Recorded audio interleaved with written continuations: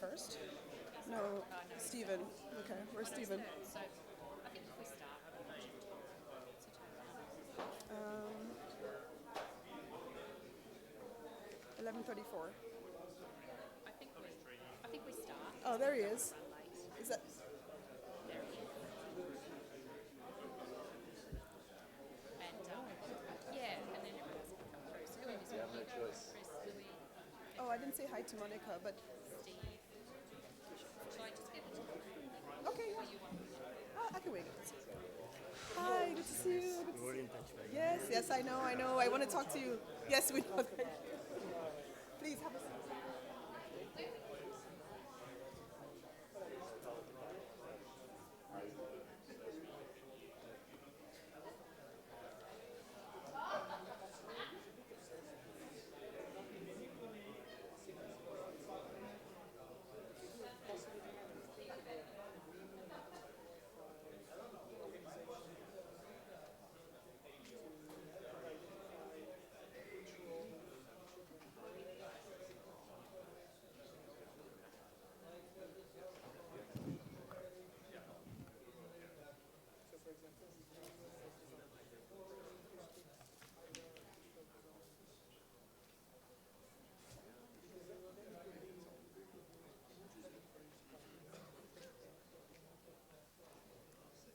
Good morning, everyone.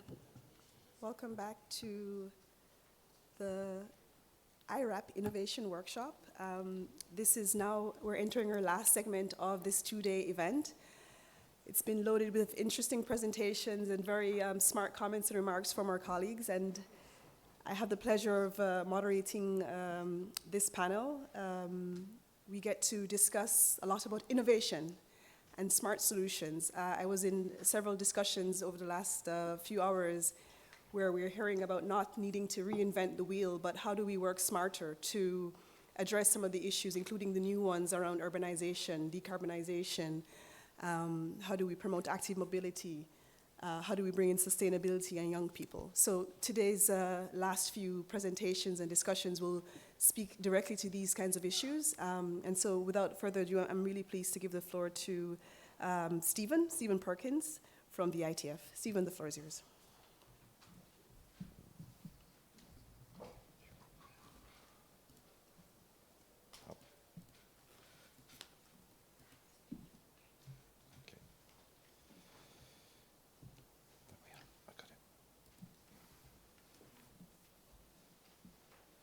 Okay, thank you very much, Nick, and good morning, everybody. There's going to be a slight change of gear now because I want to talk about some work that's still in progress. And I think it will stimulate everybody to think, that's not how I do it. So in the discussion, it'd be very good to hear some ideas from what you think and what you think we could do to complete this work that's ongoing. So what we're doing is trying to make working with the SAFE system more operational for government departments, for agencies, road safety agencies, and for project managers. And we're trying to create a tool which is easy to use with iRAP's help, very much like the tool that Greg was illustrating at the end. As a way into inspiring people to think, that's what I can do to just get a bit more safe system approach into national road safety strategies, local road safety strategies, and projects. Now, for things like evaluating progress.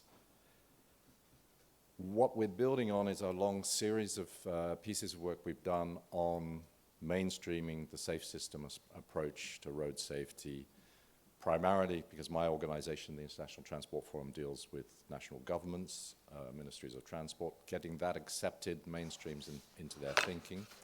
And that work has been done always in collaboration with partners including iRAP, the WHO, the multilateral development banks, the FIA Foundation. They've all been important partners along with quite a range of NGOs, developing reports that present a collective thinking of where we were at different stages over the last 15 years or so. These are some of the landmark reports. The last one that came out a year ago, trying to look at, well, we titled it the Safe System Approach in Action, and it's trying to get to this more operational end of, you know, what should people be doing now to try and incorporate more of a safe system approach into the projects that they're working with. And 30 kilometers an hour was deliberately chosen to put at the center to highlight the importance of matching speeds to infrastructure as part of the nexus of, you know, how the different angles for approaching road safety come together, and a very controversial one in a lot of countries at the moment.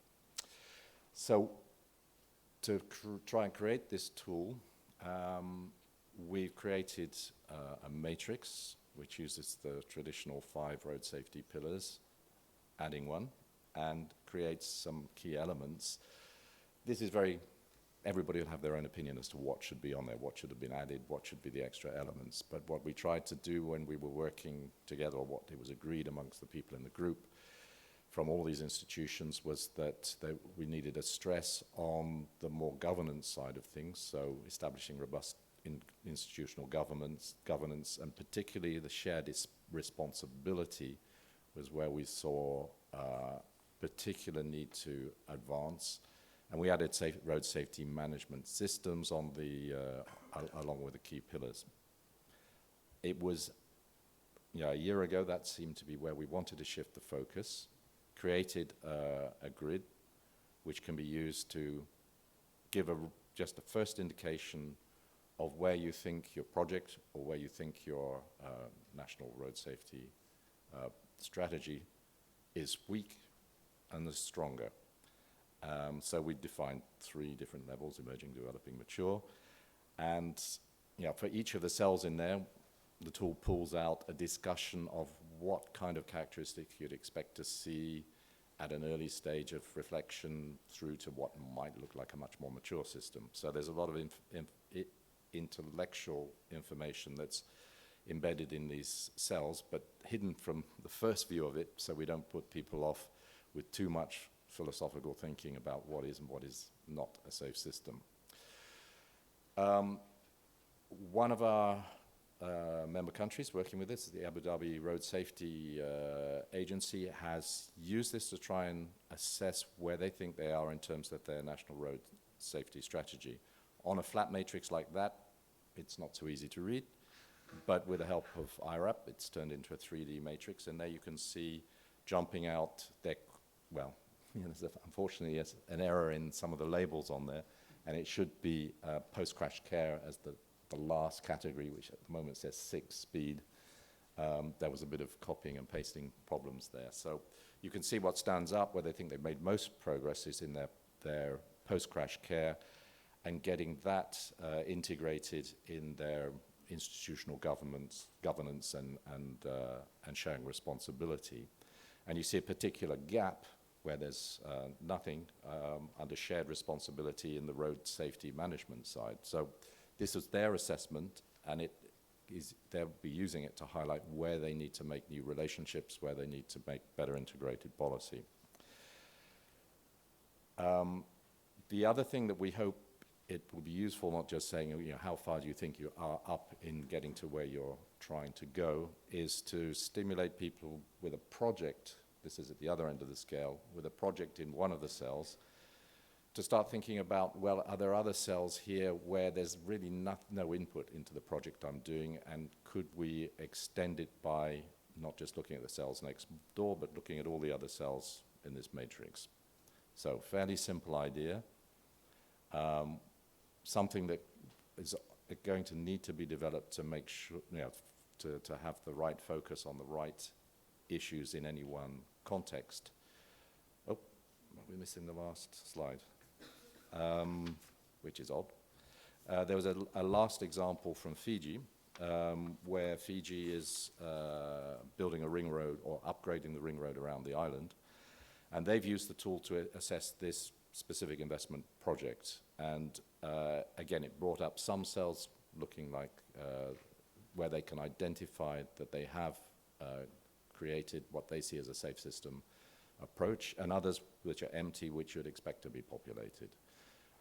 And that used some of the other categories that we added to the matrix. So the people involved in the work, we had case studies where we tested this concept across the 5 continents, ranging from very much projects to national strategies. They're finding it useful to highlight the things that they want to talk about with their partners and their authorities in their environment. What I think we need to do in completing this work, and it's James Bradford is the one that's created the web tool with us, for the project from iRAP. And as we finalize that work, which we hope to be able to release in May next year, what we're really looking for now is not just the intellectual content to populate those cells, but also case study examples. And the kind of thing that I think will be very useful to have in there is examples of where minds were changed from each country's policy perspective in really getting a safe system approach more embedded in the work that they do. And one example from France comes to mind. Again, it's very imperfect. You can't say it's the mature system. But the controversy over reducing the speed limits on the secondary road network by 10 kilometers an hour caused a big fight politically, which resulted in today half of the departments in the administrative regions in France keeping the reduced speed limit and half going back to the previous speed limits.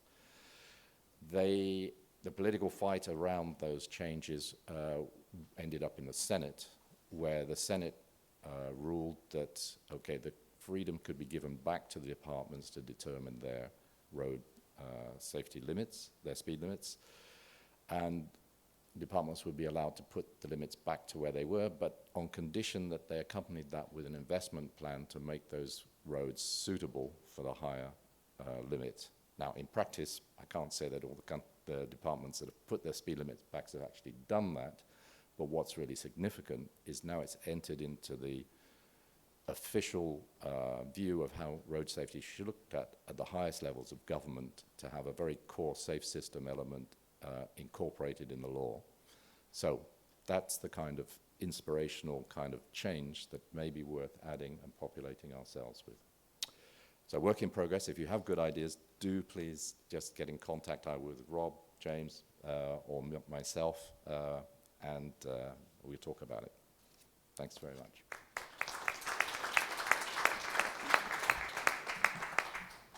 Great, thanks, Stephen. So I'm going to hand the floor directly over to Pedro Gouveia from Polis. It's our European network of cities and regions looking at innovative transport solutions. So Pedro, please share your idea.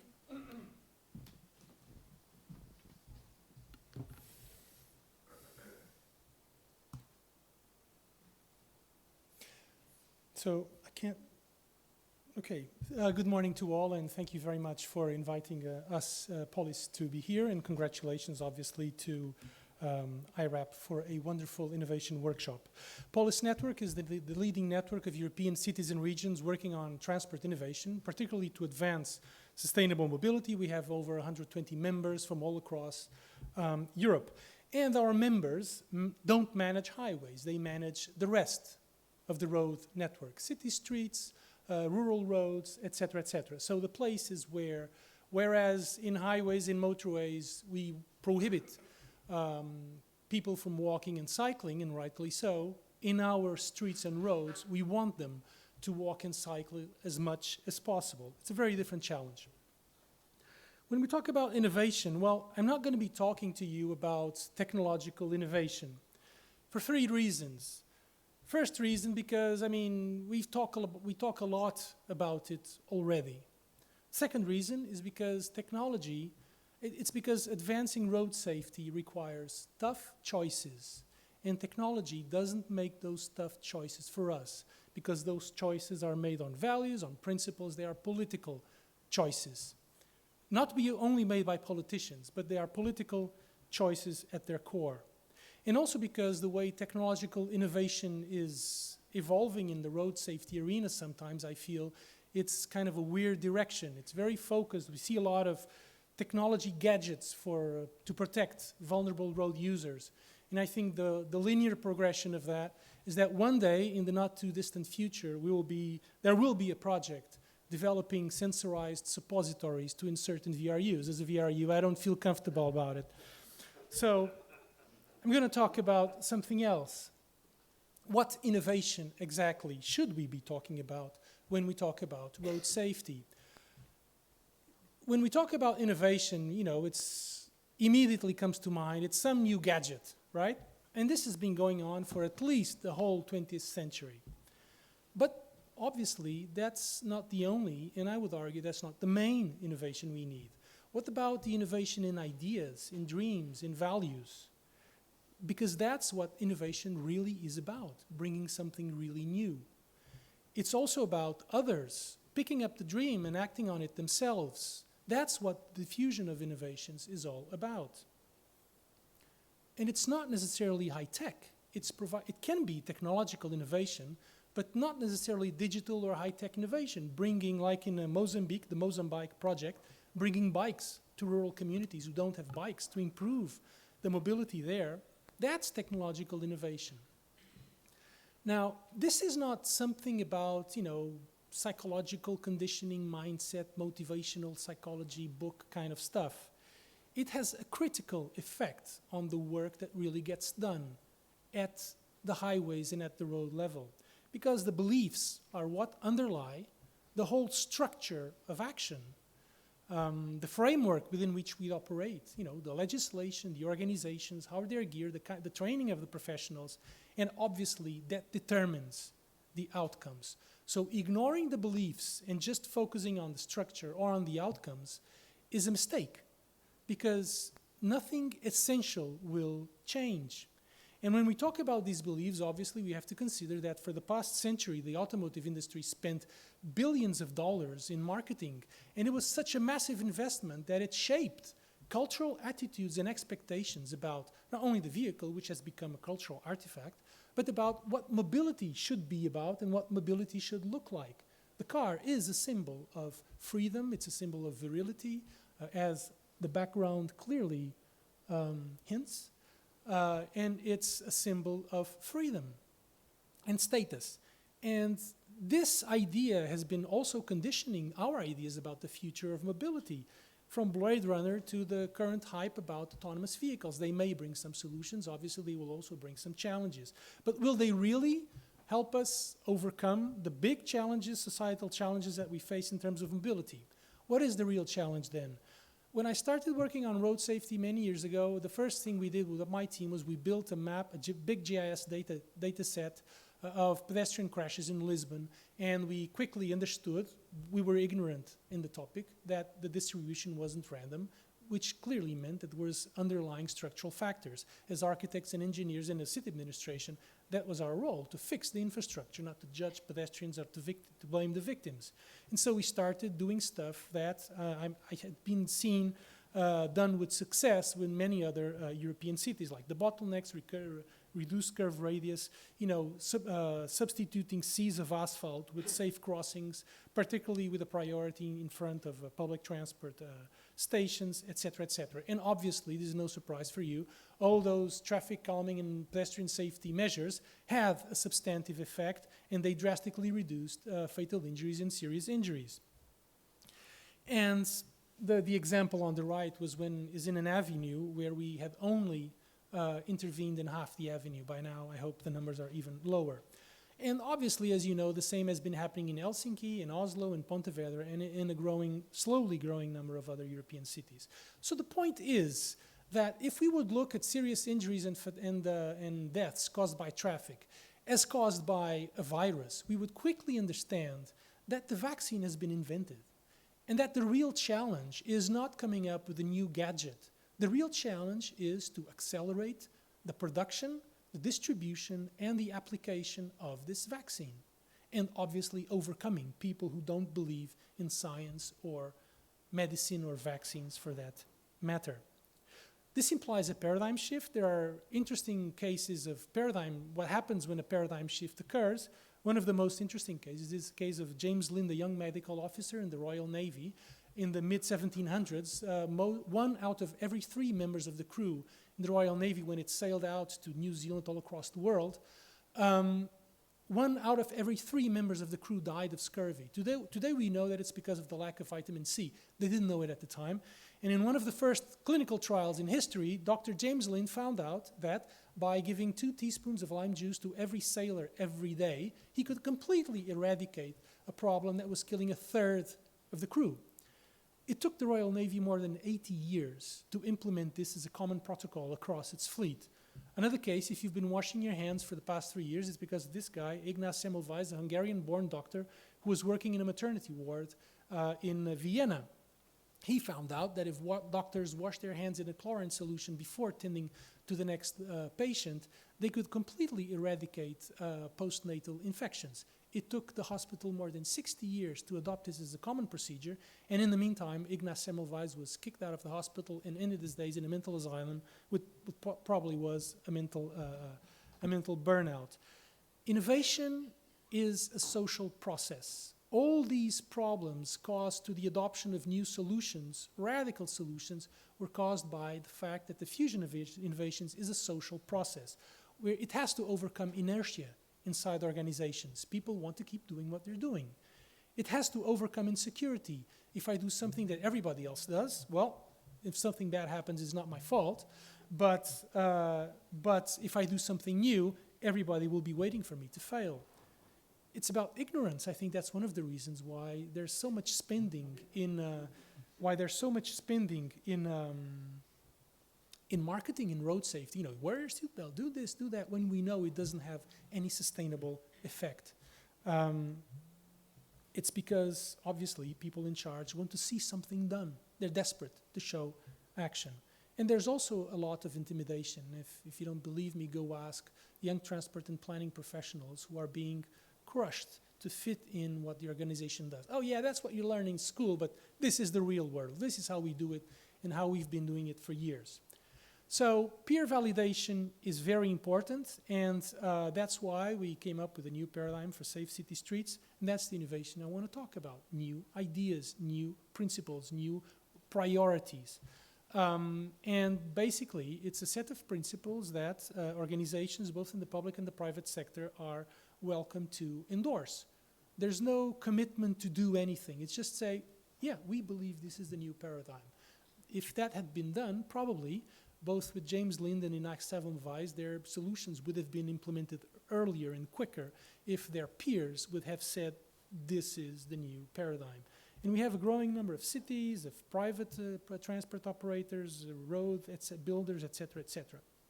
And you know, some of the principles I won't go into detail. For example, that mobility must be safe or it won't become sustainable. You can't get more people to walk and cycle if it's dangerous to do so. That safety leads to efficiency. Reducing speeds increases the capacity of the network. Actually, it doesn't create congestion. It helps reduce congestion. That we have to tackle risk at the source. It's not, sorry, that's to say that my time, can I have 2 minutes? Yes, 2 minutes, 1 minute. 1 minute. Thank you. That we have to act, it's not about constraining the victims, it's about constraining the potential sources of aggression. That technology can be a promise, but not an alibi. And finally, for the 1 minute, we talk a lot about political will and very little about the critical thing called organizational capacity. You know, we all wait for political will like it's sometime going to save us. It's magical thinking. It is magical thinking.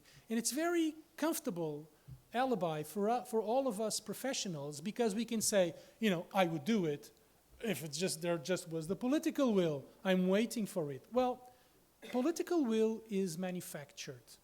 That's how it grows. That's how it emerges.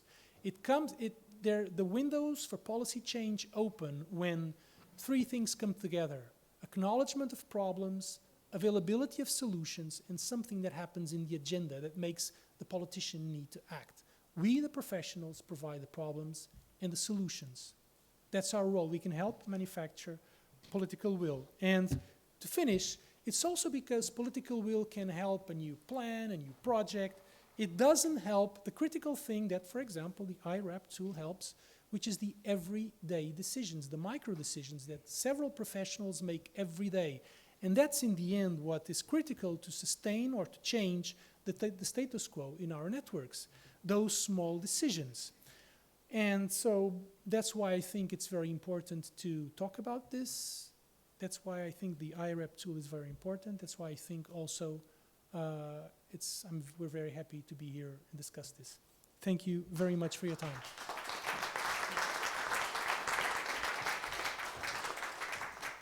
That was great. Thanks a lot, Pedro. Now it's my pleasure to introduce Luis Puerto to the floor. He is from the EIT Urban Mobility, which is part of the European, it's a long thing, you will tell us, but come to the floor and tell us a little bit more. We've been talking at the UN Road Safety Fund with EIT Urban Mobility for a couple of months back now about working together on innovation for road safety. So I'm happy that Luis is here to join us. Thank you, Neka. And thank you, iRAP, for inviting EIT Urban Mobility. It's really nice to see faces that I worked with for many years and be back here. I see the passion is still there, but the success is growing, actually, so really happy for that. I must do something, right, to start? Simple things. Yeah. Okay, so EIT Urban Mobility, I will explain you who we are, what we do, and what is driving our action. So maybe you don't know that Europe, back more than 10 years ago, started to build innovation communities in specific topics, from climate to digital, food, health, etc. And in 2019, they created the innovation community on urban mobility. And the goal of these communities is to bring together all the actors that play a role in the innovation ecosystem in order to facilitate access to market to innovations, because we know that innovations are developed in our universities, in our research organizations. Entrepreneurs also do that in a garage, but normally they don't reach the market, so a very low percentage reach the market. And what we try to do with this is to bridge the gap between high TRL innovations ready to go to market and actual market deployment, impact, and scaling. And we do that on mobility solutions for cities and their peri-urban roads as well. So paradigm is clear. We want to move from this paradigm that is creating death and pollution, so many different ways of early deaths, into this paradigm where efficiency and safety are embedded in the transport systems in cities. For that, we are more than 300 organizations, ranging from cities, NGOs, but also universities, SMEs, startups, large companies, working together. We have a 400 million public funding budget to administer over a period of 7 years. That makes around 50 to 60 million per year, which is a drop in the ocean in terms of innovation. But I agree with the statement made by Rob and I think also by Marco before, that the money is there. We just need to allocate it in the right way where the impact really is. So we work basically on connecting ecosystems. There are ecosystems from Bulgaria to Turkey to Georgia to Armenia to Spain to Norway. So we connect those local ecosystems at a European scale, meaning Europe, the continent, not the European Union itself. We bring new professionals, train upskilling, reskilling professionals, but also bringing new young professionals into this sector, helping them to innovate and to be entrepreneurial, to launch their own companies. We bring those companies to scale when they have the right team, the right solution for the right problem, and help them bridge the technology to market. We work basically in energy solutions, from electrification to hydrogen, biofuels, but also sustainable city logistics, which is one of the biggest madness what we have been suffering over the past years. Improving the public realm, reallocating public space, road space to sustainable modes, to socialization, Bringing back the streets to the citizens from cars, because cars have been occupying 60% of our roads on the public space in cities, and they don't represent that number of vehicle kilometers in the end. So we need to reallocate the public space, and for that we need to do it safely also, because even if we do have a very good goal, a very nice goal, maybe we don't do it in the right way. So we have to analyze cycle lanes. I mean, iRAP is a perfect example of innovation for that. We need to do it right, because now there will be a huge deployment of cycle lanes across Europe, across the world, and we need to do it right from the beginning, not to produce the same mistakes. Active mobility solutions to nudge users to go on foot, to cycle, and future mobility, which is in the end 5G, AI applications, automation for many different use cases. We are very practical, so we work with cities. We ask what are their problems, and then we reach out to the innovators community to find the solutions that can be piloted, validated, discarded if not fulfilling the goal, or validated and then scaled. So this is the track record so far since 2019, and we will have a roadmap to continue until at least 2033 with this pilot-based approach. For that, I mean, basic numbers is we have supported 280 solutions so far, 250 coming from startups. They are raising capital. For us, it's very important that they are commercially viable, because commercial success is what will ensure for sure that their impact. So we don't want them to not be successfully from a commercial point of view, because then they will go through the valley of death and they will be set aside and they will not have an impact. So we need them to be commercially successful. So we don't just give them some money to prove their solution, but also we connect them with investors so that they can scale, growing capital, and then have a stronger impact. This is how we are distributed. As you can see, we go beyond the EU, especially interested in supporting Ukraine, Turkey, Greece, Baltics, lower performing countries in the European Innovation Scoreboard. This is a strong point in our agenda. And also validating solutions from an SDG point of view. So we don't invest if there is no social or environmental impact behind. Those are the 5 areas of work that we have, and we are also analyzing from the ESG point of view the solutions before we decide to support them. And just some examples about the wide heterogeneous sort of solutions that we have on safety. So if we have a marketplace, I will show you in the end, where we just show the outputs of our work, and there you can see from the 280 something solutions, if you tag safety, you will see 40 of them are safety related. Some of them on infrastructure, digital solutions, many different kinds, but all of them with an impact potential that is growing. In this case, this is an active bump solution that only gets activated if the vehicle is speeding, so enabling a reward of a smooth drive for compliant drivers. And this has been implemented especially in Sweden, but also in Perth, Australia. This is a solution, connected solution from Mercedes-Benz, but actually could be is replicated by any other OEM. As vehicles get connected, they are sourcing on real-time data from electronic stability control units, from windscreen wipers, from anti-fog lights. So OEMs nowadays, from their connected cars, they know when and where it's raining on real time, when there is fog, where there is icy road, wet roads, even curves that maybe a high percentage of vehicles are oversteering or understeering, so because of the design of roads. So they've got a huge amount of information. They have added on the cloud, and they are servicing now back road authorities like Mercedes-Benz is working closely with Rijkswaterstaat in the Netherlands, but also with London Borough. And we will see more and more on this because, of course, every day, every car that goes new on the road is now connected and is generating a terabyte of data, per day on the fleet, on the general fleet. So it's a huge amount of money that then it's, of course, mined and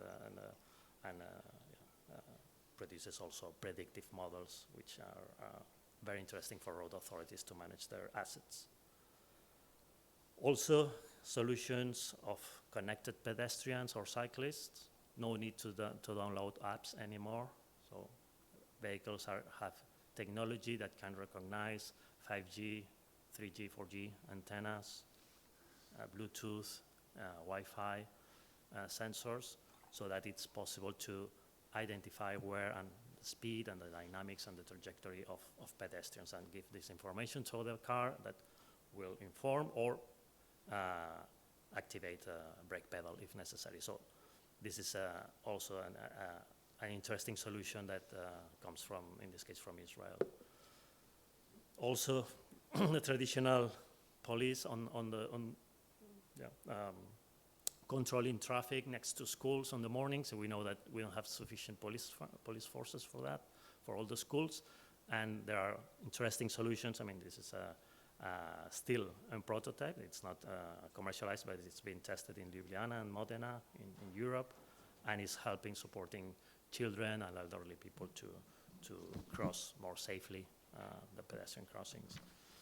And finally, one more disruptive but interesting as well, electrified roads. So you can see a rail on this road that is connected to the vehicle, providing power supply to run the vehicle, an electric vehicle, which is very important because, in terms of raw materials, there are no sufficient lithium on Earth to service the billion stock vehicles that we have. And we need different solutions, and this one enables to reduce up to 80% the amount of the battery pack of the vehicle by supplying the electricity through the rail. But it's not just that. In terms of safety, it's interesting because there is a data channel from the rail to the vehicle that identifies which vehicle is that, and therefore more services like speed enforcement can be embedded in the system. So this is very disruptive. It's a handful of companies in the US, in Israel, and in Sweden that are developing this technology, but it's very interesting in terms of making an efficient use of our resources, which are scarce and sometimes located in very specific countries. So this is something that we expect to grow, hopefully in the next years, and has safety application behind. So. As you can see, very diverse. We have a marketplace. If you just Google marketplace, EAT urban mobility, you will reach to this page.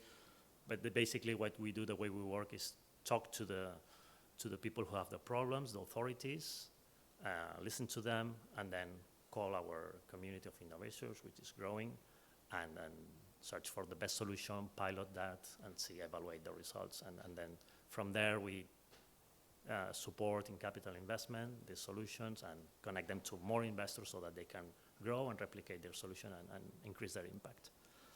That's it. Thank you very much.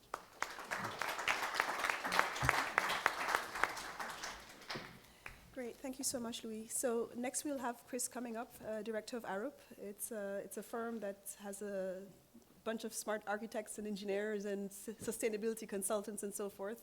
And you're going to share what you're doing in UK and Australia, I believe. So, Chris, the floor is yours. Let me set you up here.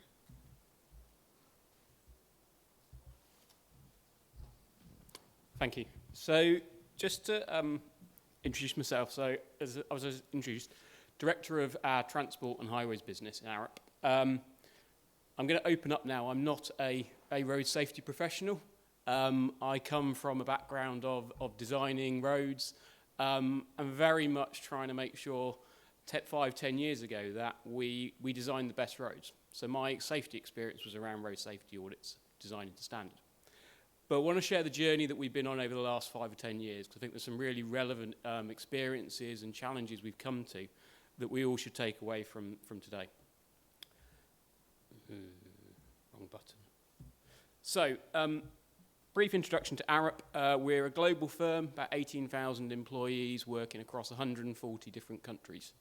We were founded by iRAP in 1975. We have a very different ownership structure. We effectively are owned by our employees. And that means that when we approach what we're doing, we're very much focused on making sure we're delivering for our clients, for our employees, and for the society and the planet as a whole. And that's really become the core of what we're doing. So we're really looking at how we integrate sustainable development, sustainable transport in this case, into the projects and the work we do. About 6 or 7 years ago, we looked at realigning our business around the SDGs. And I've sat here for the last few days reading the word planet on the end of there. And the real balance is how in this diagram, which sort of says there's a seesaw here, and actually what we do in the middle, all the investment we put in, we really need to get it maximum benefit across both people, road safety, society, and planet.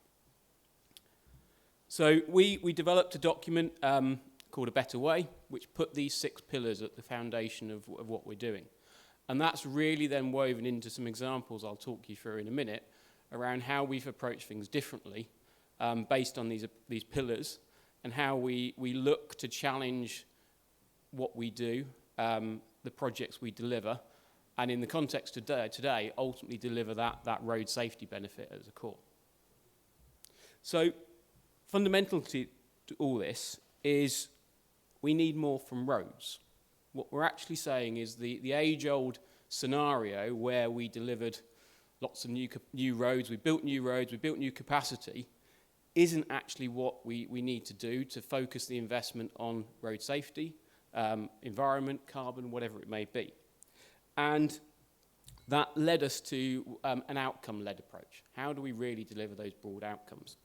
So I mentioned the planet up here. I've also sat in a number of sessions over the last few days, and we talked a lot about the Decade of Action to 2030. A lot of the other sessions you go to that talk about biodiversity impact or carbon impact or whatever have very similar timelines, very similar dates, and therefore we really need to bring them together because the road safety argument is overwhelming, I agree. But if we can weave 2 or 3 things together, it makes it a lot harder for governments, for others to say no, because they are getting all the things that they want out of that. And that is in a world of effectively increased government debt on the back of COVID, inflation, potential recession. So although I'd agree the money is there is a focus coming about where they spend the money and how they get the most bang for their buck. So my challenge to us all is to think about, yes, we focus on road safety, but what more can we do to build that into the projects we've got? So a couple of examples. Some of you that were in the room earlier this morning will have heard Mike Wilson talk about National Highways Network in the UK. So they have all the trunk road network, and they've put at their core home safe and well. That drive to making sure that people are predominantly travelling on 3-star plus roads, and how they build that in. So that diagram that you might just be able to see is their star rating of their network, done every 5 years. And you will spot that there's some quite big, thick lines, which are generally the motorway networks, which are generally 3-star, give or take. But there's lots of bits of black and red scattered around, which is usually their older single carriageways, their older dual carriageways, some of which go back to the Romans. Generally, they're quite straight, but then we've done stuff since then. So they're really looking at how do they take that step forward on that part of their network. So we've worked with them over the last couple of years to start looking at how do they develop what they've termed route optimization. Safety is at the core of this, but it's trying to develop a coherent investment proposition for them, which has a safety benefit, takes these roads from 3-star, from 1 or 2-star, ideally to 3-star, but actually delivers value for money in a different way, and is actually a more investable proposition for them. It's actually cheaper than some of the solutions they would have done before, and it actually delivers broader outcomes. So we are looking at not just the road safety benefits part of it, but what can we do in terms of environmental mitigation as part of that work? How can we improve journey time reliability? How can we reduce severance for communities? And that makes it a very coherent proposition. We've now looked at 17 different routes, 430 kilometres, so all those little yellow lines on the map. We're just approaching the end of that, so we don't have exact numbers for the whole package, but it is a really valuable, high value for return proposition, which actually, as they move forward, is one of the most favoured investment packages as part of a capital and program investment that they're doing. The second example from my colleagues in Australia, in Perth. So this is a 14-kilometre extension of the Tonkin Highway. I'll revert any questions to Dom, who's in the room, because I haven't yet had a site visit. So, and this takes a different angle, but it used star rating at its core to try and work out how do you deliver more for users. So actually, the really good thing I always think on this is the first two bits, the pedestrians and the cyclists, are 5-star, going back to some of the previous conversations. It's put the people at the heart of it. It's delivered what society needs and not just what we might have done historically for road users, for vehicle occupants, for drivers. It also got as far as looking at equestrians and a whole load of other things in it. But this is where star rating for designs that James spoke about yesterday really comes in, allowing designers to take a view on how can they make it better, how can they do more than just comply with that minimum standard that the Highway Authority may have set. So there are a couple of examples of where we try to refocus our approach, to bring road safety as part of it, but deliver broader outcomes. So I'm just going to go back to this slide. What we do, we need to make as a catalyst. We need to use the investment we do and the focus we put into projects as a catalyst to deliver a lot more. Yes, definitely road safety as a core, but we can get so much more if we sell it across a number of different things. So, 4 requests, 4 challenges for us all. The broader outcomes, road safety is a key. What else can you do on the back of the projects you're planning, the investment you're taking forward? The physical works you may go out to the network. What else can they deliver? What other benefits can they give you that aren't just the road safety element? If you're doing works in the verge, can you provide habitats for animals? Can you change flooding issues that might be related to the existing road? Going forward, the multiple benefits of speed consideration, speed reduction. We will all sit there in the room as road safety people going, speed's better. It's good, it reduces that kinetic energy we spoke about earlier. But actually, it can reduce congestion, as somebody said earlier. It potentially can reduce carbon because people will travel different journeys, travel more efficient speeds. So there's some real things there that we can put around that message on speed. And finally, partnerships. It's a word that we came back to a few times in the last couple of days. And the message I took was it was around partnerships in the road safety community. And my encouragement would be to look broader into partnerships in other parts of the transport sector, which then allows us to deliver those benefits and may bring more funding in because people want to solve a different project, different problem, that we can then use to help focus as well on road safety benefits. So safer roads for people and planet. Don't forget the planet, but do what you're doing around road safety.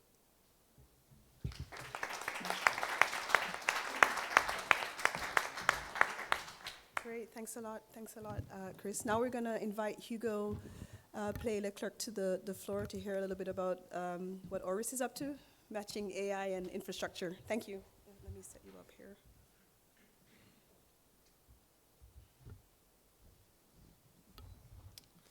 Thank you to all. Here we are, 1 week for discussion about our challenges, but also our successes. And here I am, Hugo Play-Leclerc, project manager for Oris, to guide you through this presentation to see how digitalization can support safer, more sustainable and resilient roads. interesting fact, it's 30 to 40% of the total material produced in the world are used for the linear infrastructures. These materials are representing 60% of the cost of your infrastructure. And also, 85% of the carbon emission are produced due to the material construction. In the construction industry, there is a lack of access to the data knowledge and material. Our mission is to connect the people and bring data knowledge to build more resilient and safer roads.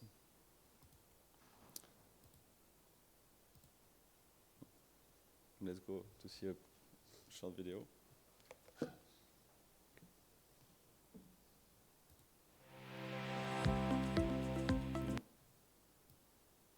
How can I? It's there. Oh, I think it has to be in the presentation. I'm not sure that it goes off. Okay, it's okay. But maybe, I would like to help, but I'm not sure how to. okay, so Okay, it's we'll have to okay. do it without, sorry. It's okay. Or do we go back to the, Yes. Let's go back.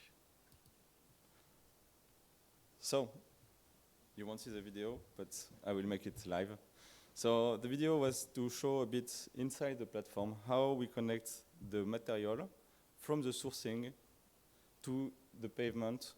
So we compare alternative scenarios of infrastructures, and then after, on top of that, we come with solution for safety. This ORIS, it's for decision-making tool, where we have safety, resilience to climate change, carbon reduction, and cost management of your infrastructure. We believe also that through national authorities, engineers and contractors and material suppliers, we can bring better roads for the better road for sustainability to connect all the levels of the production of projects for the infrastructure. In ORIS, we have 6 main pillars. The first one is pavement and design optimization. The second one is to bring safety and due diligence in the decision making. The resilience to climate change. We see that the climate change will have a great impact for the pavement with the more heat, more floods and so, and will have a great impact on terms of pavement and safety of the pavement. We can manage also natural resources, carbon footprint, and financial control. These months have been quite intense for ORIS because we are also celebrating the 1-year collaboration between iRAP and ORIS. We are sharing a common vision where early assessments can bring sustainability, safety, and resilience to our projects.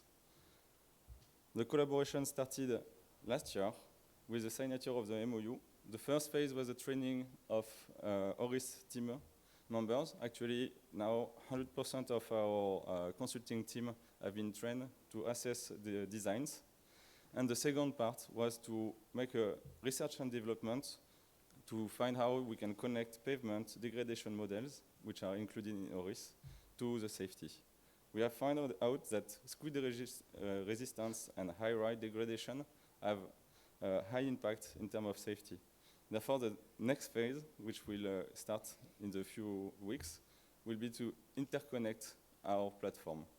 For now, we can already download the results, but we want also to better connectivity from the two systems.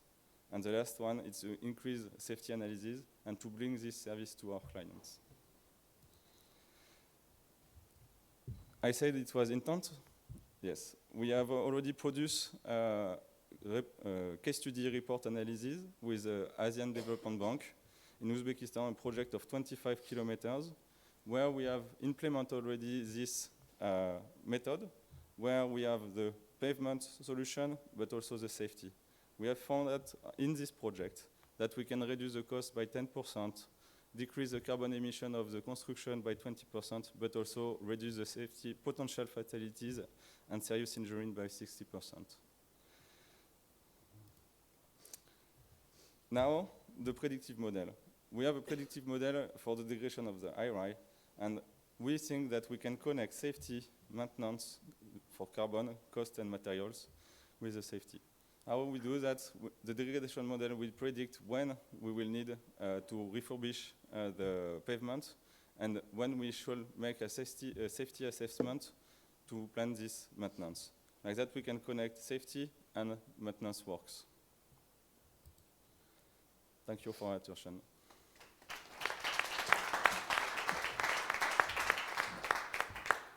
Great, thank you very much to all our speakers. Now is the time to hear from you. So if you have any comments or questions, please, now is the time. Just jump behind the mic in the middle there and raise your question or your comment.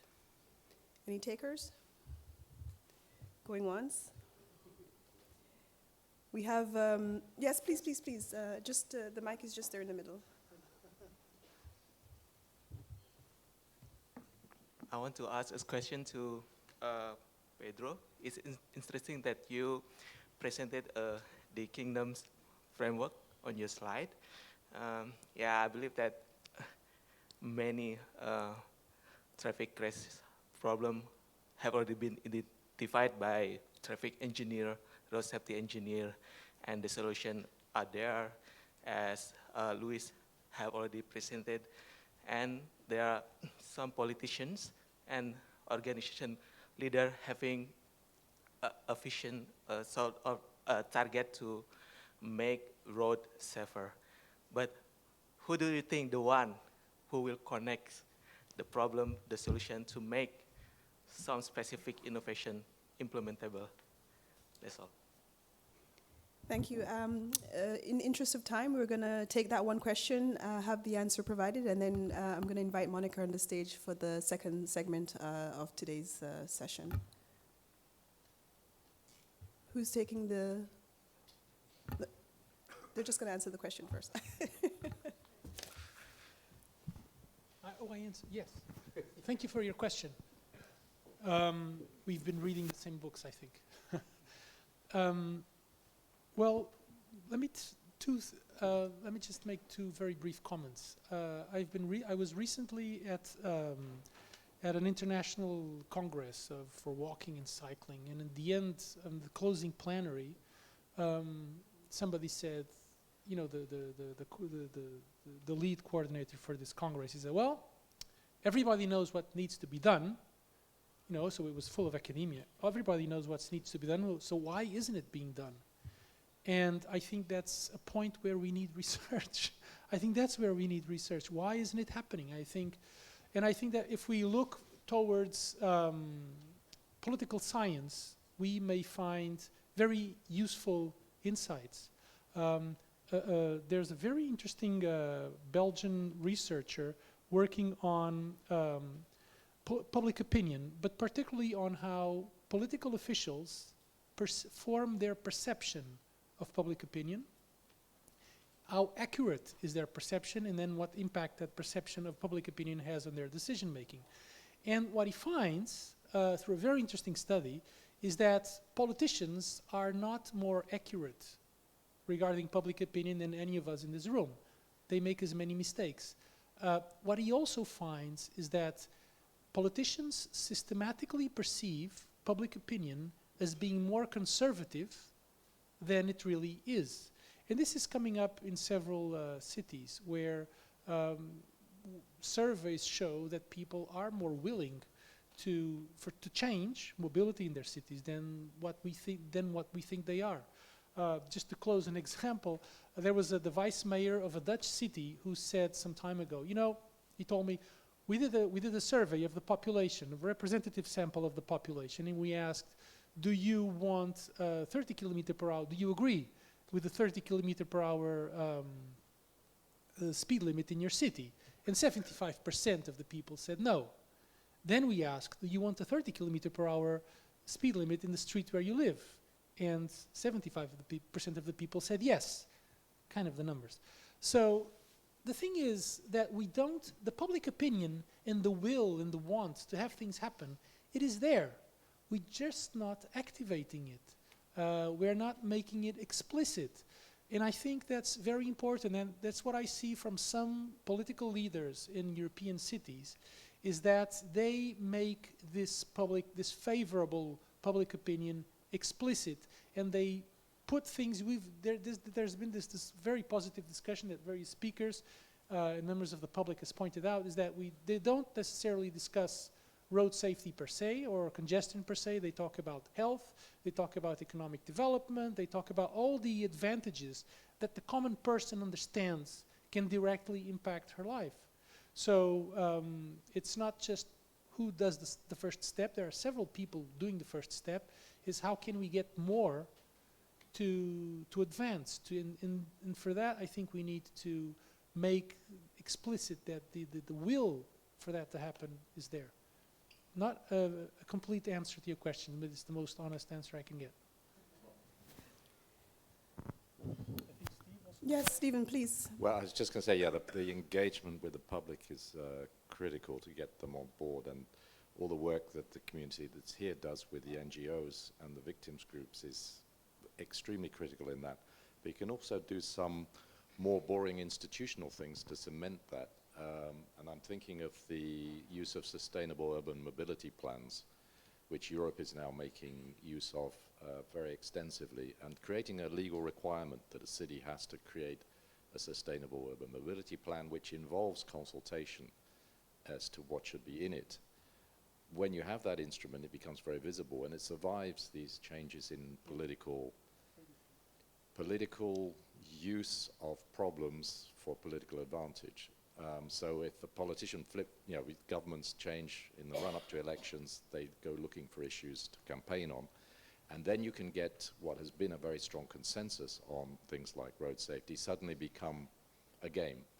But having an institutional mechanism like a sustainable urban mobility plans survives that frenzy around the election, and when it's over, the plan is still there, and there is a very strong local buy-in into it. In Barcelona, where they have a very, very complicated political setup with regional government, local government, national government, often almost at war, their road safety improvements have been very much driven around this sustainable plan that's been in place and survived all these changes of government because the population supports it. So boring government can do useful things with these mechanisms. Can I just have a 10-second comment? Okay. Yeah, just to underline this, we focus a lot on big decisions, and we focus too little on the everyday micro decisions that hundreds of professionals make hundreds of times a day. And having guidance through a sustainable urban mobility plan, through technical guidance, etc., for how do you design a crosswalk, how do you improve traffic calming, etc., this can really bypass the will of one single politician that may want it or not, but can really be integrated in the everyday work of the professionals like us, making changes to the network. And that, I think, is critical. Thank you so much. Thank you for the question and for the responses provided. I want to thank the panel for their contributions, their presentations. If you can just give them a round of applause for that.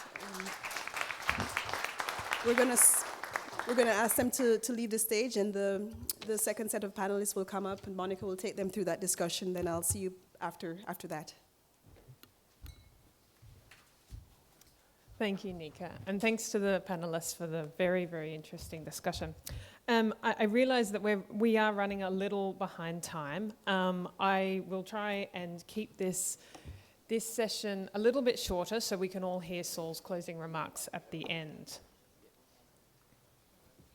Okay, so the next mini session, if you like, is a discussion that really brings things back to the theme, which is Save for Roads for People and the Planet. As I mentioned yesterday when I opened, the road safety target 4 is how to set some challenges. It's to make sure that 75% of travel on our roads is meeting safety standards or 3-star or better. And one of the biggest challenges around that is how you actually operationalize that. What does that actually mean in terms of data collection? How do we embark on understanding where 75% of travel is happening across our networks, and then how do we measure progress towards those safety standards? So joining us today, we've got 2 presenters to start. Peter Jamieson from Manditi in Australia, Richard Owen from Agilicis in the UK, that will be giving you a bit of a glimpse, and it will be a short one, but please feel free to get them over lunch to drill down into it more, over some really groundbreaking projects that they've done in partnership with iRAP to be able to harness the data that is out there to be able, as a means for measuring progress towards Target 4. We then have John Milton. He is the chair of the PIARC Road Safety Committee, joining us for the panel discussion with Mark Figgles from Factual in Spain. So over to you, Peter. Thank you.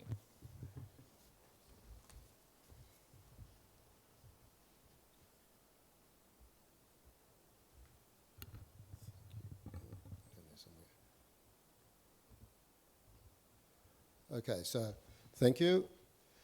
We'll be talking a bit of technology, and there's going to be some videos, so if you feel car sick halfway through this, please forgive me. We started working on roads and road safety and how to make it more, how to do the assessment requirement more efficient about 2018 or thereabouts. And it's got several levels that need to be worked through. We did a project with Main Roads Western Australia early in the piece to prove that we could actually pull out iRAP attributes using mobile LiDAR and 360-degree imagery. We did some work with them to make that data visible through having a data browser that they could access into it from any place around. We then did some work with iMove, where we got accredited for 34 attributes under iRAP as a process going through, again proving this up. We're now doing a project with Main Roads WA where we're proving the industrial scalability of this process. So we're basically working on 20,000 kilometres and using a process that pulls that out, and I'll show you some videos of that. All the way through this, we've been thinking about the challenge, iRAP's challenge, about coding every road in the world, but even going to the 75th percentile roads, we're still looking at about 15 million kilometres, plus they're changing about 10 to 15% per year. The issues that are faced to do that, access to data. It's huge data, it's slow, we've got to get it small, we've got to work on it. Handling that and processing that data. To do 15 million kilometres, you'd need about 15 petabytes of LiDAR and about 15 petabytes of street-level imagery and be able to process that and work through it. To code that network, you're 150 million 100-metre segments, 7.5 trillion star rating attributes, 45 trillion coding decisions to star rate, and 5.6 million decision days. So the human brain is typically good for about 8,000 decisions a day. There's about 3,000 decisions per kilometre to do iRAP coding, so that's where it works out. And then we've got to audit and work through that whole process. It's no small task. And if you don't audit it, you don't get there. Okay, we'll click on. Heap of data sources, but no time to talk about them. We built a process to do this industrially, and basically it comes from ingesting the data, QAing the data, getting into the right segments, and if you're going to measure it over time, you've got to do that. Running it through some technology that we spent some years doing, building and patenting. Then we can generate outputs from that, which are 2D and 3D outputs, which either give us assets or can give us assets, but also give us the iRAP star rating. So this multi-use of this data is really important. Some quick examples, and I'll make these quick. Typically, this is how iRAP coding's been done from a video, looking at it. We've advanced this technology a little bit by knowing where we're at. We use satellite imagery and aerial imagery to give us the context of the road system and understand what's going around it, and pull out quite a few features. We also use things like aerial LiDAR, and we can basically pull out the whole BIM or a digital model from this sort of stuff, and we can later on embed mobile LiDAR in it so you get a full picture. Here is some mobile LiDAR. This is off-the-shelf stuff from TomTom that we used for a project for the European Commission, looking at the readability of roads for connected autonomous vehicles. Here's some survey-grade LiDAR, which we can actually get down, and you can actually do all your safer road investment plans and improvement plans from, because you've already got it, it's already been assessed, you're building on it. To QA the data, because there's huge amounts of it, you can't do it manually, so we've written code that allows us to have a look at the LiDAR and imagery as it comes in and make sure it is usable. And that process you just saw there basically tells us there's coverage across the road, we've got all the features we need out of the data, and we can use it from that point. We can process that at about 400 kilometres an hour on one computer. So we've sort of got that process streamlined. To get the data to where you can use it, sometimes we've got to enhance it. So what you're looking at now is a data source that's being fused between mobile LiDAR and 360-degree imagery, and we use the imagery to infill the gaps in the LiDAR. That then allows us to apply AI techniques. AI techniques, this is an automated extraction of a whole heap of different road features from mobile LiDAR. We use the sort of information we just showed you in the first place, and from that we can then code huge amounts of road in a very automated fashion. This is, we won't go too far through this, but this is actually survey-grade LiDAR that you could actually do all sorts of road design and construction from, and probably get car sick if we go too long, but that's all right. From those huge amounts of data, we can actually then drop it down into a CAD file, a 2D shape file, into a GIS layer. And for this 2,000 kilometre project we did for main roads in Western Australia, we took 2.5 terabytes of data and delivered about 30 megabytes of insights to them in this way. I don't know whether we've got time to go into this. This is our road viewer tool that we actually use to help assess it. So we go through and automatically code data. We then load it into our road viewer tool. We can then quickly check it. So you're seeing all the iRAP attributes flicking up on the side there, and we can process that to go through. It also has, which we might get, it's going to take too long, so hold on. Just bear with me.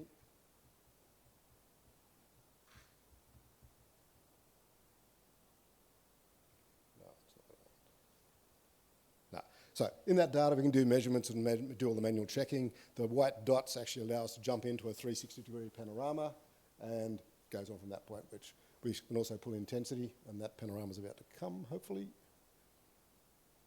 Yeah. So this just shows you the versatility of that tool. So all that information is at your fingertips. We won't worry about that. Okay, we've also been working on a QA tool that allows us to pull in all that satellite information and all those bits and pieces, update things, fix it, and process it through into that space. And so effectively we've got the industrial scale capability to do all this now. The next question is, how do we actually make it happen? And if we take the Brazilian example, we have the technology between us and others to be able to do this at scale. Doing it bit piece over your next 5 years that you've got till 2030 or thereabouts is not going to work. You've really got to sit down and do this at scale and get stuck into it in a big way now. Thank you.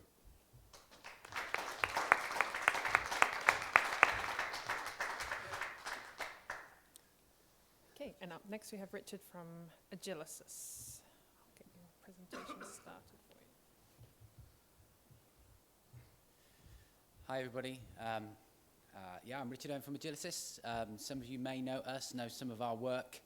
It's been great during this conference to see bits and pieces of our work popping up on the screens. I saw some earlier from Greg, some of the work that we did with the Road Safety Foundation in doing crash risk mapping in the UK. When I was in a session on the PARC Road Safety Manual, I read through the PARC Road Safety Manual online. Everybody needs to read that. Mentioned that our crash map system is mentioned in there as an example of best practice as well. We've had Susanna Zamataro here from iRAP talking about world road statistics. We've worked with her for the last 5 years to revolutionize her database and create all those really cool visualizations that they've been demonstrating. So you might not have heard of us, but you've heard about some of the collaborations that we've done. And this is another one of those collaborations. We love working with people who are passionate about road safety. We're passionate about road safety. I'm not an engineer. I'm not an economist. I'm a geographer. I love maps. So what you're going to see in the very, very small amount of time that I have available in my presentation is maps. So you're going to see tons and tons of maps. And if you want to know more, I'm absolutely available to do that. And I know that with iRAP as well, we're really keen to make sure that when these results are eventually published, and I'm sure they will be published one day for everybody to see, we can run a webinar on it and we can have lots of questions and answers there for you all. So what I'm going to do is I'm going to just pick out some of the best slides. You've seen thousands of slides over the last few days. I'm hoping that one I'm going to show you is going to be in your top 10. So this was a project, research project funded by GRSF, run together with iRAP. Monica and I spent 9 months on Zoom calls back to back talking through the difficulties of this project. And we went into this not knowing if it was going to work. Okay, look, in the bid we said it was going to work, but we weren't entirely sure if we knew it was going to work. But hey, look, it really did. And we've got something that is absolutely scalable and available right now globally to help answer that problem of where 75% of travel happens. And, you know, we've got lots of other data in there too. So we know the road safety targets. I'm just mainly going to talk about those here. Doom, doom, doom. Right. What we did, we used 3 different data sources here. We used some maps. We used some publicly available road image data, a bit like Google Street View, but it's by Mapillary, so you can actually use it royalty-free. And also some satellite data, because using images from space is ubiquitously available all over the globe, as long as you don't have clouds. But that's okay, because we can select images that don't have clouds in there. So this is the one slide that I want to talk about. This is us detecting vehicles and detecting traffic speeds from space. So it's somebody in our team dubbed it as a satellite speed camera. But what you can see in the middle image is lots and lots of vehicles in Kenya and Ethiopia, which is where we did our analysis. So this is globally applicable. We did the work in LMICs, where we've detected vehicles from space. Motorbikes, little bit tricky. We're working on that one, but as long as you've got something that's bigger than a motorbike, we can detect that. Once you can detect that, you can count them, you can match them to individual roads. So now we know the number of vehicles on a road. But in order to work out traffic flow, you need to know how fast they're moving. And this was the bit of a leap. So what you can see on the left-hand side there is an image that's actually taken from a road in the UK, but again, it works anywhere. And you can see a blue blob, and you can see a red blob. And what they show is the distance that the vehicles in that slide, in that image, have moved in half a second. Because when you buy satellite imagery, you don't just buy just the map. You know the map that you see on Google Maps, other mapping platforms are available. What happens is you buy 8 different images. So we look at two ends of the spectrum, both infrared. And because we can detect the vehicle using AI at the start, and then half a second later we can detect it again, you can look at that motion blur in that half a second, and then just with some pretty straightforward maths, we've got a mathematician in the team that does this stuff, you can detect the speed of those vehicles. So when you put together the speeds and you put together the number of vehicles on there, you can work out where 75% of travel is. Here are the 2 countries that we looked at, Kenya on the left, Ethiopia on the right, and then this is the 75% of travel that we mapped onto the network. Right. There are so many more slides that I'm sure you can download and see. We did a whole bunch more zebra crossings from space. Anybody want that? We can do that as well. But yeah, that's it for me for now. I've done my 5 minutes. Bang on.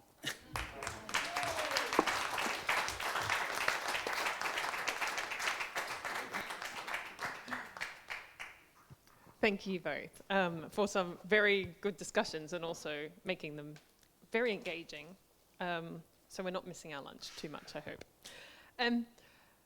I want to start by asking John a question, because I think as chair of the PR Road Safety Committee, how important is technologies like these, like AI and data, for being able to measure target fall? To me, when I was listening to my colleagues here, it's absolutely necessary.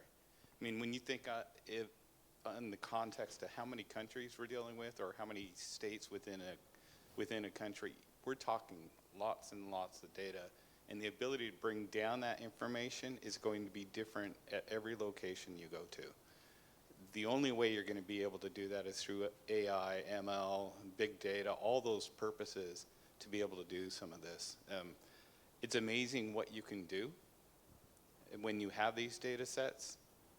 It's more amazing to see what can be done once they're brought down to a level where you can make decisions, where you can have that evaluation, where you can take that information and use it as opportunity to change the system. And that's the ultimate goal that we're trying to achieve with the 75%, is understand what the leading indicators to safety are by using big data to get there in AI. Yeah, thanks, John. Mark, so Factual has been a big advocate of using AI, machine learning, big data sources in road safety. Can you tell us a little bit about the Spanish context and what the key priorities are there? Yes, indeed. Let me go a little bit back on the time. Spain started some years ago. We deployed the iRAP assessments in around 15,000 kilometers. with great use cases. Let me explain a little bit one. In the Catalan region, 20 kilometers, every year 10 to 12 fatalities plus serious injuries in only 10 kilometers, so a big problem in our network. And we deployed iRAP. We reached an investment plan, and we implemented.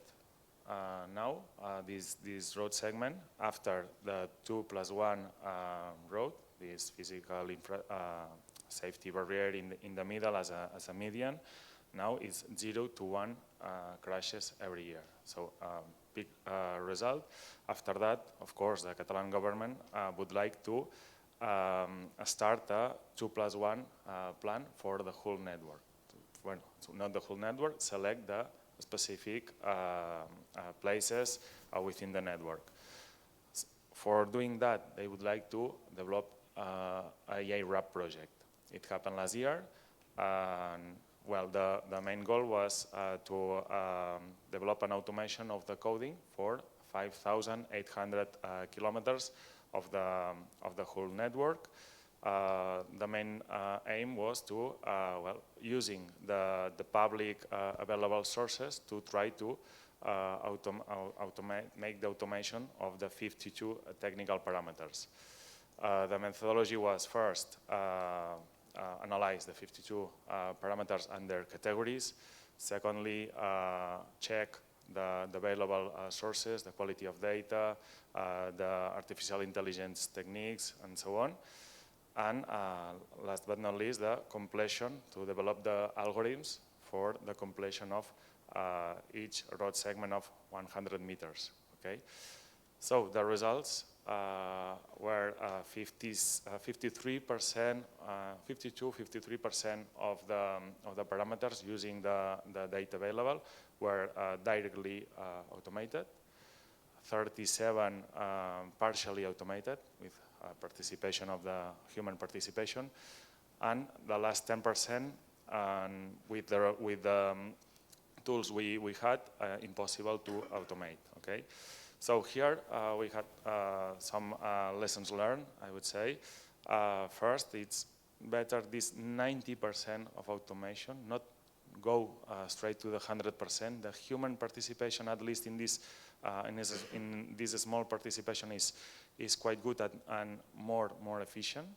Okay, and the scalability. Now we feel prepared for developing the same project in other countries everywhere with the help of other technologies, of course, I explained it here today, and also everywhere and other countries and in other type of infrastructures, also in the cycle RAP methodology.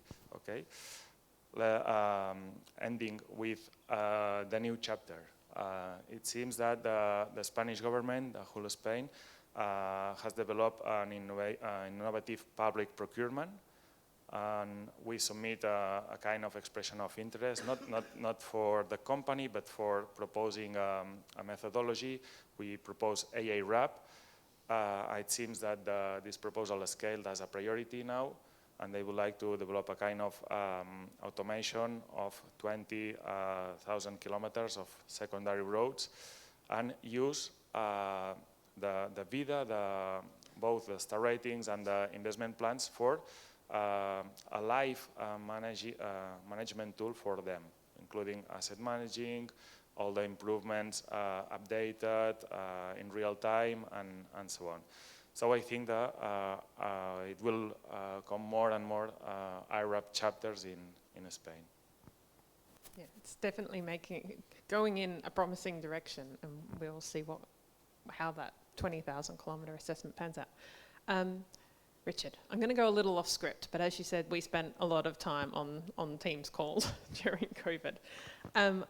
I want you to share with people briefly about how trying to get the Maxar data, what sort of challenges was involved in that, and how essentially this project changed the way that Maxar could produce that data for roads specifically. Yeah, so if you go to a satellite company, they're going to charge you a lot of money for data, and they're used to selling you squares, nice squares on a map. what we did is we went to them and said, we don't want squares, we want really long, thin, wiggly bits of road. So they created an API, and then we can access that API. So all we need to do now is feed in your road network, any road network, anywhere in the world, and eventually it produces the output that we can then analyze, and it saves 90% of the price. If you're willing to use older data, that can save you a lot more money as well. Hey, look, if you want the freshest data of Prague from yesterday, they'll get it for you. It'll cost you a lot of money. But in order to work out 75% of travel, we can have stuff that's 3 years old. That's perfectly fine. As long as it's not COVID era, then it's a bit complicated. But yeah, you know, there's various caveats in place, but the data availability is there and the technology is available. Thanks.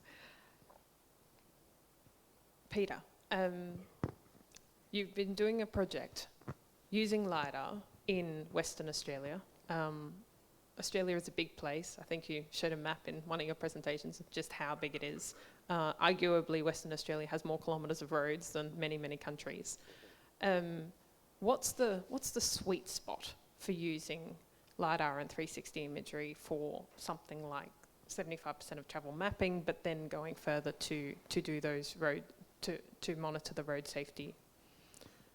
It's an interesting question because the sweet spot has traditionally been where data is available and you can work through that. And we've spent a lot of time working with companies like TomTom and others trying to get their archive data and get it into a form. It's a bit like your journey in terms of how do you get it to where you can use it easily. The thing that Western Australia has really changed is that prior to that time, in Australia anyway, it was costing $200 to $300 a kilometre to capture the data. That project has brought that cost down to about $50 or about €30 per kilometre in one part. So what that's done is actually meant that there's a much wider sweet spot now than there was before to work through this. And it allows you to get data at a resolution that you can do your safer road investment plans. You can do all your broad scale concepts and all that sort of stuff. So what West Australia is doing now is we used about 8,000 kilometres of TomTom data and about 12,000 kilometres of what they call their survey panel, the survey grade data that I showed you. They'll renew 30% of that every year from here on through. And that's basically how they're going to keep their process going in that space. So I don't know if that really answers your question, but what we're seeing with technology is that the cost of scanners, the capability of scanners, the ability to capture data is becoming much, much faster, much, much better. John, I have a question for you, because of course you're the state safety engineer in Washington State Department of Transport. And Washington has been doing some exploration around AI data and how to harness that for road safety. Can you tell us a little bit more about what is happening there?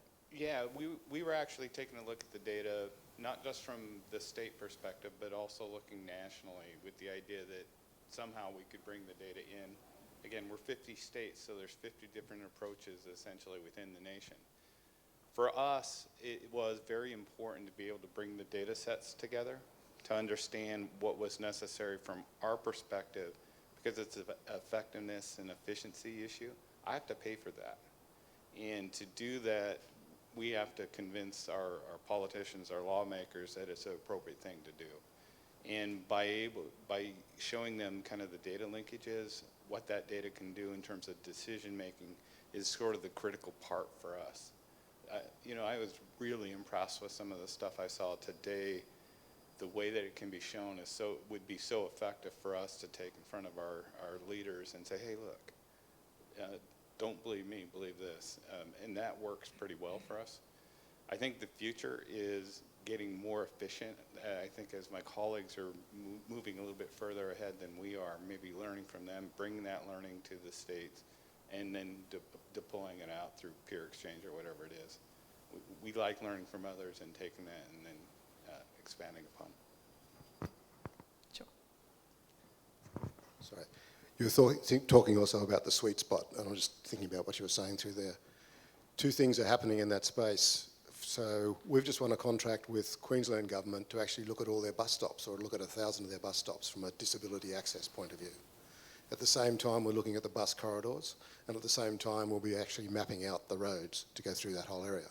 There's also a contract coming up looking at railway crossings. And so all that data can get reused many, many times. Main Roads West Australia actually did a business plan before they set about doing this project. They spent 18 months getting buy-in from all their various agencies within roads transport and the government, the heavy vehicle guys, the crash investigation guys, the street tree guys, the environmental people looking at drainage and all those sorts of things, all now get access to that same data and all utilise it. To that point, it comes down to collect once, use many times. And that agreement often is the longest type of issue when you're dealing with the AI type side of things, because you're also then programming and making sure that that programming is done right to the precision, particularly when you're talking about a RAP system, iRAP, you're doing to specific coding. And that's one of the things that we learned is, can I bring these data sets and use them differently, concatenate them so that I can draw conclusions from something that I may not have done otherwise if it were separated out. If that makes sense. Unfortunately, we don't have any more time. It is such an interesting field to discuss. I know personally that these two projects, there's a lot of really valuable knowledge in them. So I do encourage you over the lunch break to fire questions at our panelists, please, if you want to know more, and we can certainly provide some more information as well. But with that, please join me in thanking our panelists.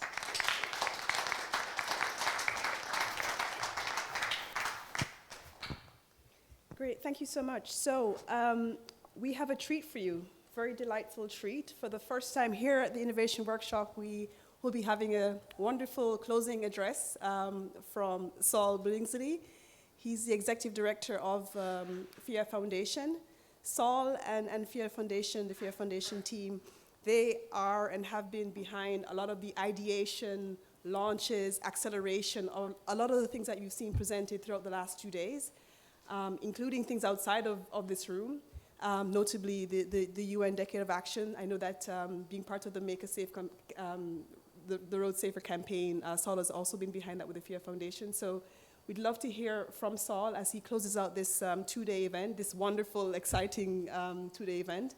With that, you can take the floor while we welcome Saul to the podium. Just trying to see if there's a. Did you have a? I do. Okay, sorry. Thanks very much, Nika. You've slightly sort of salted my ground, because I was reading the room, which is rapidly emptying and looks hungry, and I was not going to do my presentation. But with that kind of intro, I think I have to. So I'll rattle through it very quickly.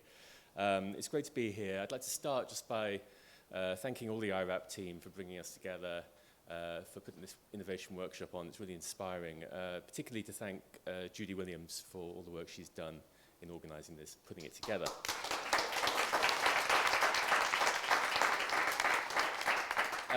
So my presentation, I was asked to talk about unlocking the power of youth on the road to Morocco. And for those of you who aren't aware, Morocco is the venue for the next Global Ministerial Conference, which is taking place in February 2025. So that's the context. And I thought that you can't talk about the power of youth without talking about child and youth rights. And you can't talk about human rights in a city like Prague without referencing Václav Havel. So that was kind of where my presentation was going until I decided to junk it, but now I've decided to do it again. So I'll try and do it in 5 minutes. It's going to be very quick, and hopefully I won't lose you along the way.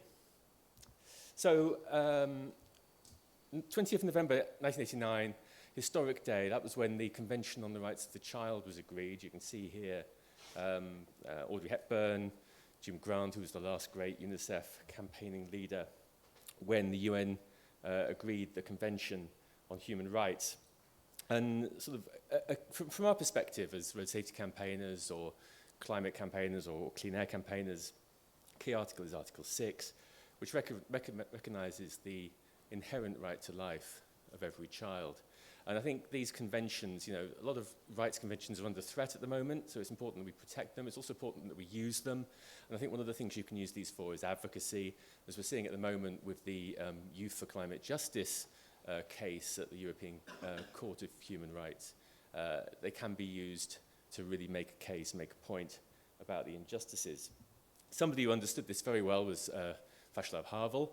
Apologies to any Czech colleagues in the room because you'll know a huge amount more about him than I do, but I'm going to say what I know anyway. So 20th November 1989, the day that the convention was agreed, was also the day that Havel and his colleagues launched the Civic Forum during the Velvet Revolution, which led to the fall of communism.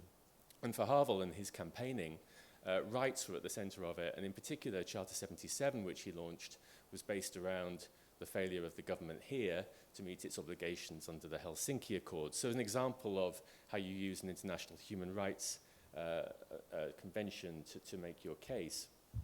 About 9 months after the Velvet Revolution, Havel was in New York for the World Summit on Children, which is where the convention was ratified by heads of governments, member states. And in his speech at the World Summit, Havel reflected back on the Velvet Revolution, on communism, and he said he'd witnessed a beautiful revolt of children against the lie that their parents had served. We have a beautiful revolt of children now against another big lie, and these are young people marching in the streets of this city, concerned about climate change. And in an op-ed he wrote in 2007, Havel said, "We go on cheerfully pursuing our wasteful lifestyles, ignoring the climate threats, and postponing a solution."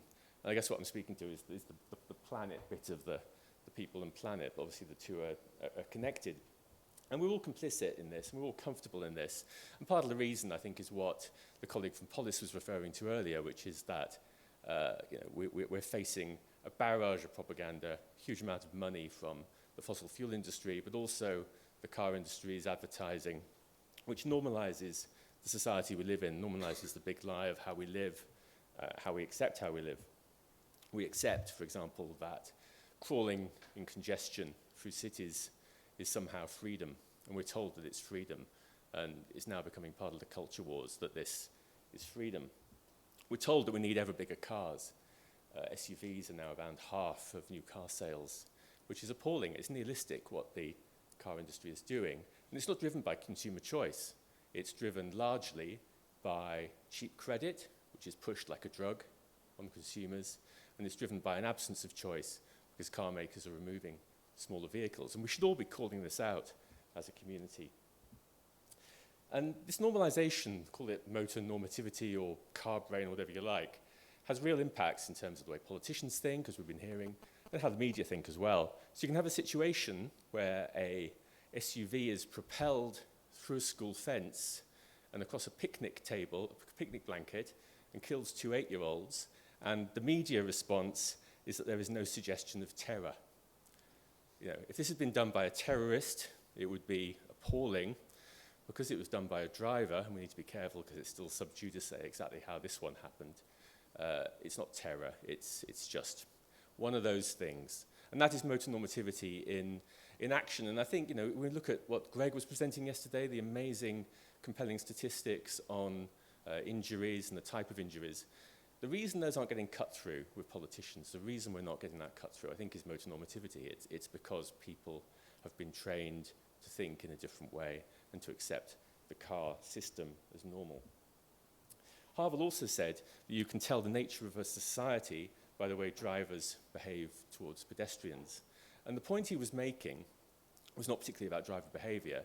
It was about the parameters of what is acceptable that a polity, a society, will accept, and that drivers will respond to the signals in that.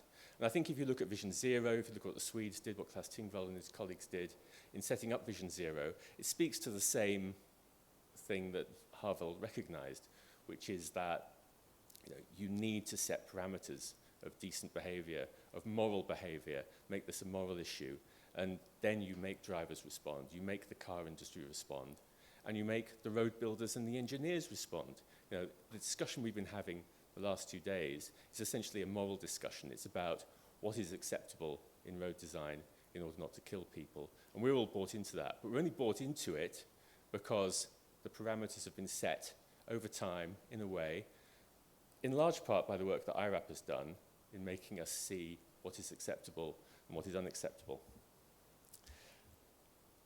Havel wasn't just a campaigner against communism, he was also, even at the time that he was fighting communism, he was a campaigner against the West's overconsumption and against what he saw as the ecocide that was taking place. And in his Power of the Powerless, which he wrote in 1978, he also said that anyone can for us, and particularly for youth, which is what I was asked to talk about, a small moral action is often all they can do, and giving them agency against the powers of institutions, against the power of adults, against the power of wealth, is really important and can be quite transformative. So at the FIA Foundation, we launched a child health initiative a few years ago to try to help young people have a voice at the table, try to help them exert some agency. And one element of this has been the star rating for schools work that iRAP is doing and that we've been talking about today. Another element has been this 1.8 billion for change campaign, which has brought together youth organizations and agencies from all over the world campaigning for adolescents particularly to have a better slice of the cake, more attention, more funding for the issues that concern them, including traffic safety. And a couple of weeks ago at the UN SDG Summit, we organized an event with about a dozen ministers from around the world, lots of young people, really trying to make the point that they need to be listened to, their concerns need to be heard, and that the traffic environment has impacts way beyond just traffic injury. It affects your access to employment, it affects your livability, affects your ability to exercise, to get around, affects your mental health, which is a massive issue with this generational cohort. And we even managed to get several governments at presidential level to agree to make adolescent commitments at the summit, which included traffic safety, and particularly traffic safety around schools, which I think will be helpful for iRAP's work. Next week, there is a 1.8 billion for Change Global Forum, the first ever adolescent forum. It's happening online, it's over 2 days. There is a session on road safety on the 12th, so if you're interested, do sign up and you can join enthusiastic people in dungarees online, which I'm sure we all want to do, but that should be a really good event, and I know that iRAP is involved in that. And last week, very sadly, our colleague and campaigner Zaleka Mandela passed away. You know, we've been celebrating the life of Gary Little at this 2-day event, but she was another person who was a genuinely nice person, genuinely honest and decent person, and did a huge amount for the road safety world, for the community.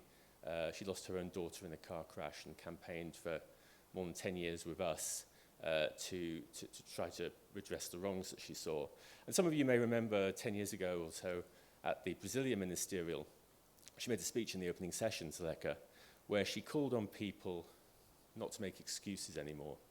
She said, you know, we've been hearing enough excuses from governments, from institutions about what they're not doing and what they should be doing.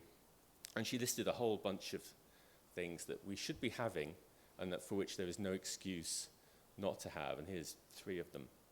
And at the foundation, we want to make Zaleka's speech and the excuses agenda that she pointed out a key element of our approach to Morocco and working with youth to Morocco, because we think that we need to have a strong accounting in Morocco of what has not worked, what is not happening.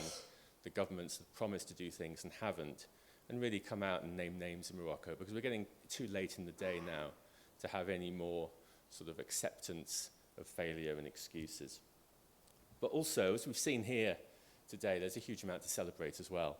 And I think the thing I would take away from this innovation workshop is that there is a massive amount of work going on, a lot of great ideas. We just heard the AI session. You know, there's a lot of technology that's being developed, which is going to transform what's happening.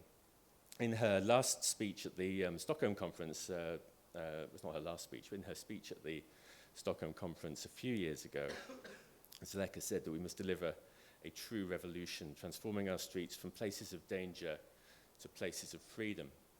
And I think, sort of in closing, this is an innovation workshop. I think that the real innovation that we could all take away is another leaf from Václav Havel's book, which is to say, you know, it's time for us to live in truth, expose this big lie, and really refuse anymore to accept the death and the maiming and the misery that is caused by the car society that we live in, and to challenge it. And I think in that refusal, we will set the stage for the safe system in every country.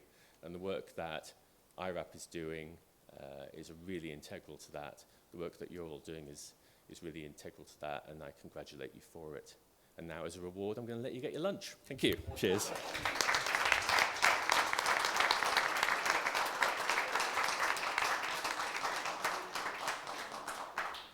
Thank you, everyone, for attending. No more speeches. Enjoy the lunch. Thank you so much, Rob, Judy, everyone who's behind these last 2 days. Bon appétit and bon voyage.